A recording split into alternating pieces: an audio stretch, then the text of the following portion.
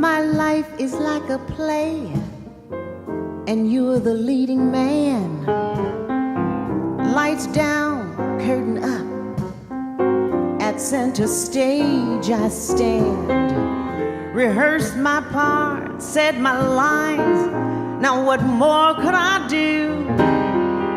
I'm on the stage all alone. I have given you your cue, but in the end you don't come through. And the lights fade to blue. They fade to blue.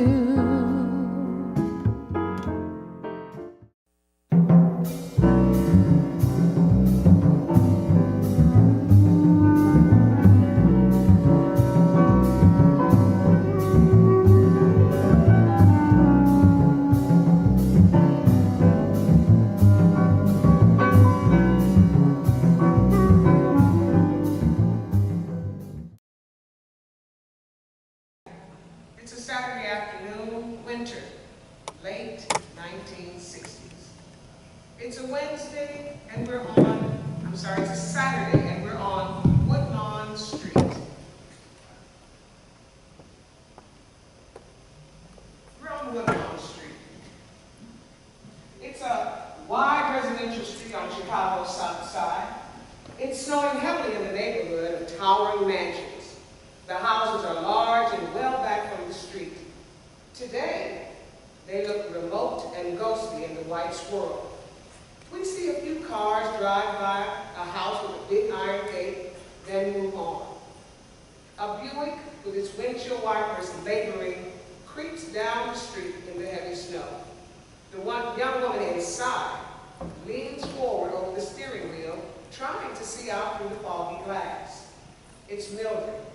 She's a 38-year-old woman, a handsome woman, with soft hair worn in a chic haircut. She's wearing a blue winter coat, and she alternately checks her watch, then puffs a cigarette. That's right, roughly. Turn left, circle the block. I'll be lucky to find a place. Oh, there. She eases her car into the well-chosen space. She isn't parked directly in front of Laura's house, but down the street a little bit. Perfect. Not right across, down the street a little, from the business house on Woodlawn. Oh, 1:45. They'll start getting here about 2 o'clock. I had to come here today. Wes and the boys, they'll find something to do this Saturday afternoon, some diversion, television or the movies or something. I didn't say a word to him. Nothing. Bye-bye, Wes. No, I'm not going shopping or over to Mama's, just like all of the other Saturdays. He didn't even ask. The boys wondered where I was going, but not Wes. No, he didn't even ask. And I didn't have to say, Wes, I'm not going over to Mama's. Not this time. I'm going to Laura Funt's. You know Laura, Herbie's wife. He's a doctor. And Laura, well, a few years ago, she moved into this big house on Woodlawn. And now she's having the party of the season. Agreeable, easy-going Wes. Oh, how I wish you weren't. Ideal parking spot here. You'll never see you here. Swirling snow. It's a definite help to see without being seen. You think I'm being foolish, don't you? Even the boys couldn't understand. Mom, it's practically a blizzard. Where are you going in all this snow? Foolish. You're right. One of those catty women going into Laura's her bridge party, they could see me and recognize me. I could care less. I've got my own life to live. Of course, to be caught here now. She raises her hand as if to start the ignition. Well, I could leave, turn around and go right back home. Pure accident. That's what it was. Sheer coincidence. There I was on the phone to Audrey. It must have been about 9 this morning, right after Mama called. Millie, rise and shine. Mama wants to go shopping again. Heard about a vacuum cleaner sale at Sears. All I wanted was a little peace and quiet. So Audrey was going on and on about her weight and how difficult it was to find something flattering to wear. And then she let it slip. Backtrack. I have to go, Mildred. Somewhere special. Not really. I just got to get ready. In this long silence, and she was out with it. Laura Funk's having a bridge party at luncheon for Janice. Janice? My best friend from college? My old roommate? I can hear Mama now. Millie, you taking the IC home this weekend? You know the IC, the Illinois Central, the train that runs from Champaign to Chicago. Now, Millie, there's always room for Janice. Just like a part of the family. It was sheer coincidence. That's what it was. And now, after spending the whole morning mustering up the courage to drive all the way over here, I have to see who's going in and what they're wearing. Mama would have a fit if she saw me out here like this, dressed this way. I'm just going to sit here and count the minks and the silk and the eye-miller pumps, or at least until Janice comes. No one could possibly see me in this snow. But if they did, they'd wonder, of course, well, why isn't she coming in? I mean, after a while, when I don't open my car door and march proudly up to the house, they know I wasn't invited. That I'll have to take a chance. Laura's huge fireplace, I bet it's blazing today for all those vain, lucky women. That's right, vain. All the strain they put on their husbands just so they can outdo each other. All of the trappings of success. Lucky too for the husbands. Despite it all, somehow they've borne up physically. It is lucky though. You can never tell beforehand whether a man has it or not. When West finished Illinois, everyone said he was going places. They said the same thing later on when we were married. And for the first few years, he had grown. He was ambitious, big things. And then it happened. He just hit a plateau. It just stopped. Now, after 15 years, he has what he would like to think of as a good job at Supreme Life. The exact same insurance company he started with. Well, he's content to go to football games in the fall and have a few cronies over for poker in front of his tiny little bar. Ooh, now he's even started watching the late movies on TV. And he left the boys and all of their supervision to me. You know, sometimes I think I got 3 boys on my hands instead of 2. Just watch me. Watch me sing. Oh, there's a delivery truck going up there. A small delivery truck with large letters pulls up from the other direction and stops in front of Boris. I can't see the name on the side. He's climbing out with a package. That's it. Hold on with both hands. Careful, boy. You'll slip up in the snow. That's it. Easy. Easy. Let me see the side of that box. Bristol pastries. Must be a cake. Bristol. My dad went to work for Bristol right out of college, Alabama A&M, and stayed there his whole life.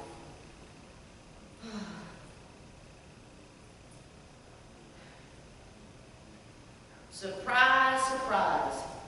Laura Abigail Funk. You surprised everybody.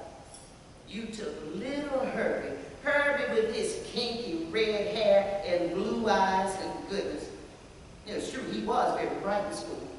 But you held him up by his collar like this, and you urged him to the top. Now look at him, a big deal doctor with his own clinic. And Laura, ooh, look how far you've set back from the curb. Mercedes-Benz car, even house servants. I hear the waiters have mauve jackets. And for a girl whose father delivered the mail, you've done pretty well indeed. At Illinois, you weren't half as good looking as I was. And you never went out with the popular guys that I knew. No, that's right. That's what you were. And I was proud. I was proud of Wes. So slender. He was handsome and couldn't hide it, could I? I was crazy about Wes. And jealous? Oh, we were so young. We could have never imagined, not in our wildest dreams, that it would turn out this way. It's also incredibly unbelievable. Is that a Ford station wagon? I'll tell you right now, it won't be stopping here. Oh, it's slowing down. Who's that mousy-looking woman in that scanty broad-tailed jacket getting out of, oh, I don't believe it, a Ford? Oh, Hilda Simpson in a broad-tailed jacket. Why, she's married to a pharmacist. Even Wes makes more money than Ted Simpson. But Hilda's father was a classics professor at Morehouse. That makes all the difference. The snow's coming down more slowly now. Big spinning flakes. Ooh, I can't see a thing. I better start the motor for a few seconds so the wipers can clear the glass. Two boys trudging through the snow. One's dragging a sled. He's about the age of my boys. Oh, my boys. I hope they turn out to be strong like me.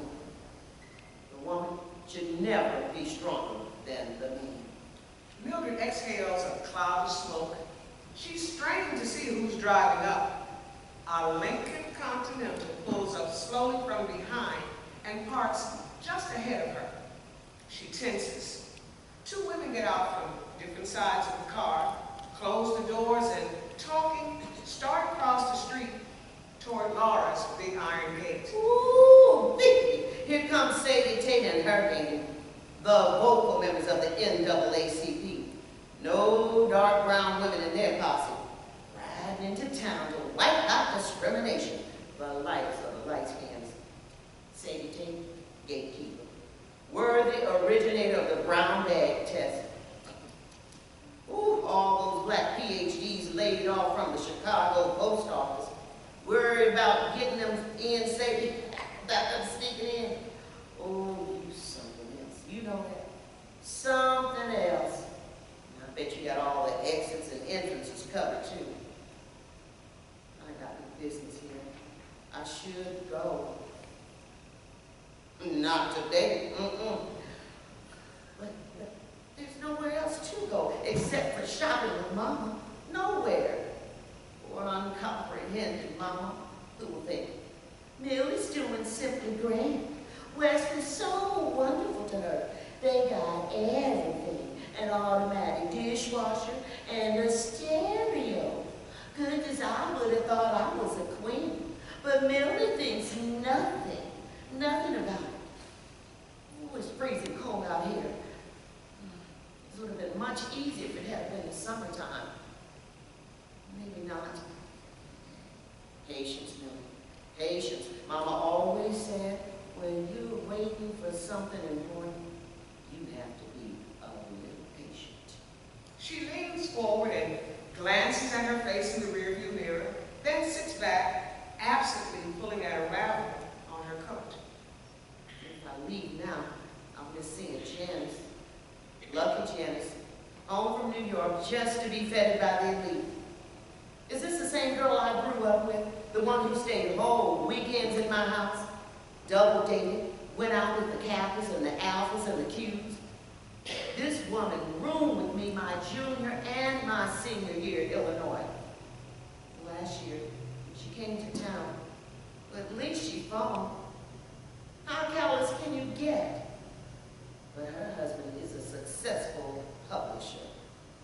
And husbands are the key to everything. It's 2 o'clock. By this time, the street ought to be packed with cars. Better hurry up, ladies. All the appetizers are going to be gone. Oh, here they come. 2 brand new Cadillacs. Just inching along in the snow. Oh, just so I can get a good look. Ooh, you look at all that silk and mink. The way they're slamming those doors on those fancy cars, you think repairs didn't matter. Well, not for this bunch, they don't. Stay out of my space. You think they know how to repair a little car. Mildred Jerry leans forward and watches. Now they're showing up, pulling up from every direction. CPT time. That's what Mama calls it, Hungarian time. Finally, hunting for a space, huh? Me? I was brought up to come early. Why, I was the first one here.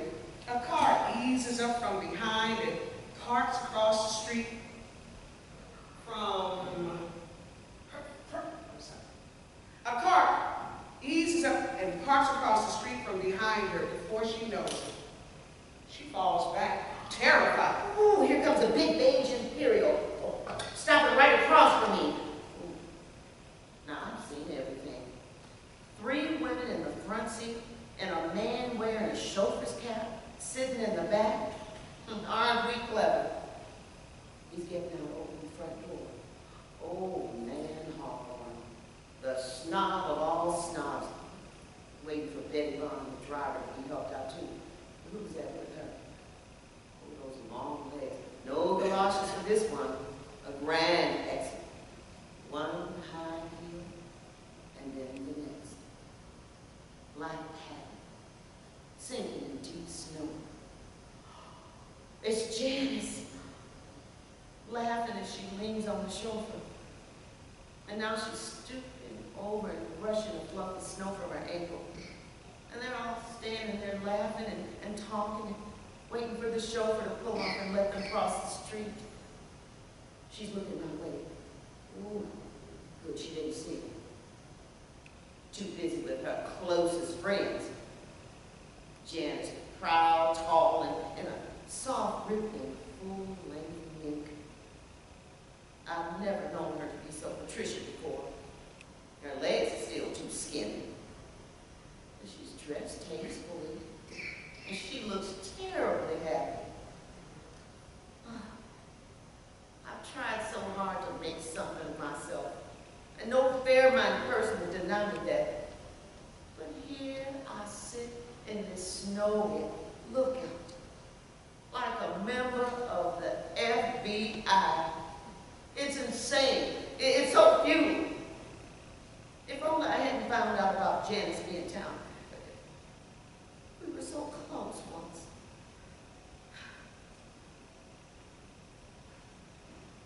So long, world.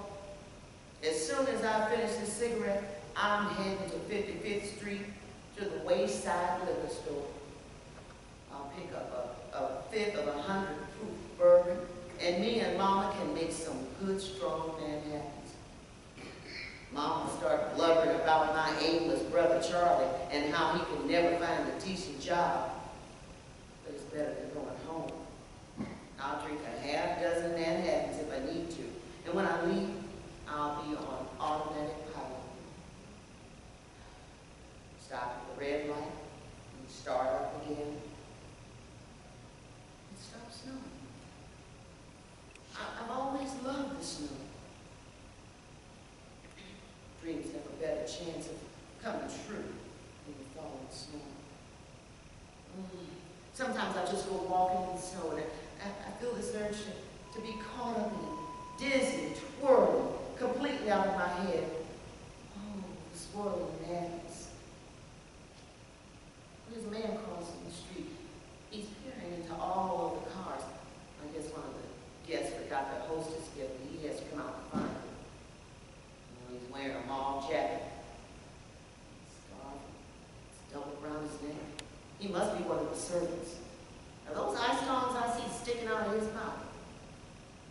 Oh, he's heading in this direction. He's got no business walking this way.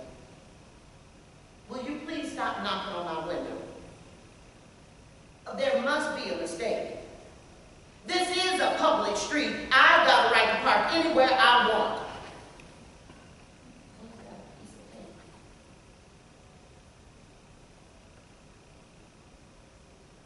paper? That's fine, of course. It's from Laura Funk, hostess of hostesses. Milk, you must be getting cold out there. Please do come in. Janice would love to see you. Thank you. Please tell Mrs. Font I'm on my way to another